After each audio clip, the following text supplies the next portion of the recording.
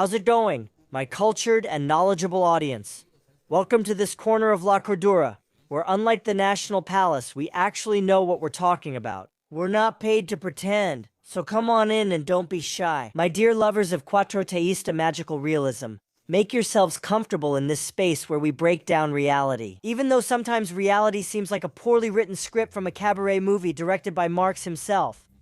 Am I talking about Groucho or not Carl? Just kidding. Intellectuals, make yourselves comfortable, because we're going to break down the art of saying a lot without actually saying anything at all. Or as this is commonly known, the art of CantinClau. Because our scientific starmate is discovering that governing isn't as easy as getting a doctor of philosophy and energy, especially when you inherit a mess and try to clean it up with lies. Let's get to it. Administration. We've shifted from I have other data to I have no data. Our brand new president has decided that the best communication strategy is to blend in with the smoke. Every morning, the press conferences turn into a stand-up show of vagueness, where the answer to any serious question fluctuates between the classics. I have no information. The hopeful, it's being investigated. And the challenging, if you have proof, report it. It's a rhetorical masterpiece. This is where the trademark comes in.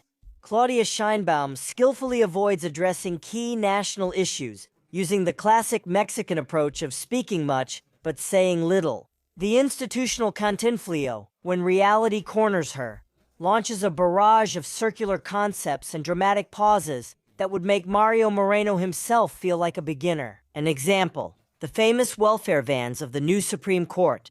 Anyone can see it's an unnecessary $25 expense. Of the official post-truth. That's not an expense, it's a saving of $1 billion. Don't ask me how that quantum math works. I guess in Mexico, 1 + 1 = social justice, if you say it seriously enough. Or what about sovereignty? That concept the government uses as a blanket when it's cold. The mess with the arrest of the Canadian accused of drug trafficking was a gem of diplomatic comedy.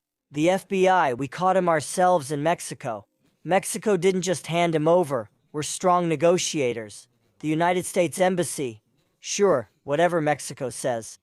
The lawyer in California, my client was taken by force. What really happened? Nobody knows. We're in a Scooby-Doo episode where the ghost is transparency, and the main characters are too busy fighting over who gets the medal. Turns out they capture a Canadian, a big shot, and when they ask Chachis what happened, her answer is, to say the least, unimpressive. She says United States Ambassador Ronald Johnson told her it was a voluntary surrender. She, with unwavering faith typical of those who ignore the danger, insists there's no reason to doubt. Wow, such institutionalism. The person who should be the most informed in this country, with defense at her disposal, the defense, even nosy neighbors. She bases national security on the ambassador told me. Ma'am, with all respect, you are not an ant sharing WhatsApp chains. You're the head of state. Asking us to trust someone else's word because there's no reason to doubt is basically admitting that in the National Palace decisions are made by informational osmosis. But wait, it gets better. As if the lack of data wasn't enough, the team of Presidenta, those geniuses who surely get paid like National Aeronautics and Space Administration scientists, but operate like high school interns. They thought presenting a photo would prove there were no FBI agents on Mexican soil. The issue? The photo was made with AI, and it's not just my claim. Canadian Broadcasting Corporation News, the respected Canadian network, confirmed it. Bravo. We've gone from alternative facts to facts created by an algorithm. Isn't it outrageous that they're trying to deceive the nation with a poorly made setup? The credibility of the presidential office, if it ever existed, is wearing out faster than a minibus tire on the periferico. If they can't present their own clear and real information, why bring it out? Obviously, it's just for show and to fool people. Since Donald Trump decided to play the lonely crying game over Caracas and extract Maduro from the National Palace, they've gone silent. A deadly silence prevails, broken only by knees knocking together. The same occurs with threats to attack cartels in Mexico. With the chance Uncle Sam could send drones to do the job not done here, the response is silence. The government doesn't know what to say. because any word could be used against it, as well as hurt Washington's feelings or the Brotherhood agreements. They're trapped between the discourse of sovereignty and the reality that if Trump sneezes here, we catch pneumonia. What about Cuba? Bloomberg dropped the bomb. Pemex suspended oil shipments to the island after President Cha swore up and down that we would keep sending fuel for humanitarian reasons and tradition. She gave us a Netflix-level plot twist.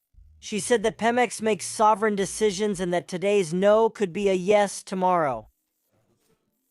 She put the screws to us and we had to shut off the valve.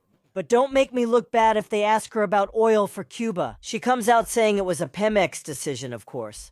Because we all know Pemex is an autonomous entity that doesn't take direct orders from the palace, right? The pressure from the United States is there, looming.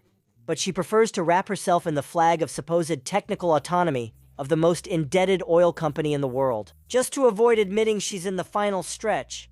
Turns out Pemex has more autonomy than the head of the executive herself. Well, you never know, maybe that's true, huh? You see, nobody pays attention to the lady. Claudia inherited an empty shell after 7 years of official lies. They say fentanyl isn't produced here, that hugs stop the bullets, that we're already like Denmark. They've left the country with nothing.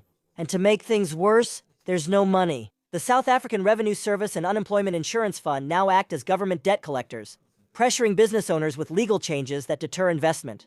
There's a lot of talk about the Mexico plan, but the data on consumption and employment say otherwise. The promised investment is nowhere to be found. And, as if that weren't enough, we have the renegotiation of the United States-Mexico-Canada agreement just around the corner, with Donald Trump, who isn't here to play games. Using circular phrases is his comfort zone. Is that what you call using circular phrases? Since we are working so that within the coordination peace can be achieved in a coordinated way, we are looking for it from the foundation of coordination. Ultimately, he justifies the unjustifiable and hides his ineptitude while protecting his own. To the disgraceful governors, showpiece ministers, and collaborators who can't remember where they left their yellow envelopes. When you put people who claim to be honest, but who are not only corrupt but also deeply incompetent, in positions of power, the result is the daily disaster we see at the microphone. It's the lie. As a state policy, we've been hearing for years that we're doing great. While the country falls apart, the Morena political class got used to having a dad president who would come out to defend their thefts and blunders without consequences. Claudia seems to want to follow that playbook, taking on the burden of defending people who should be answering to a judge, not being praised. In a morning press conference, if Scheinbaum wants to keep burning her political capital and using AI-generated photos to cover up the truth, well, as they say, let her deal with the consequences. But she shouldn't be surprised when reality, more stubborn than any press conference script, makes her pay the price, as is already happening. The main issue is that the Mexican government is currently experiencing political schizophrenia.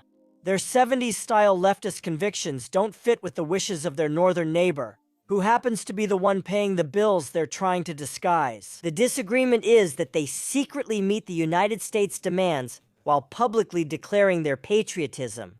Being straightforward like the Canadian Prime Minister in Davos is seen as a major offense here. We prefer confusion, doubt, and of course, rambling as our national shield. Well, there you have it. That's how it is here. Nothing is as it seems, but everything has a reason. With a forced smile, with the charisma of an angry gorilla, and answers that never quite land.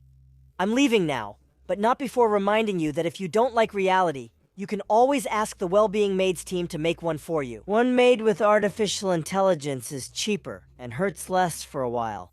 If you enjoyed exploring the surrealism of the fourth transformation, please share and like. Truth won't spread itself while they're investigating. See you on Friday if sovereignty allows us. Remember that you can make your donations via PayPal. You can find the information in the comments section. Thanks to you, this channel stays active. It's very important to subscribe, like, and press the bell to receive notifications whenever there's new content. Thank you.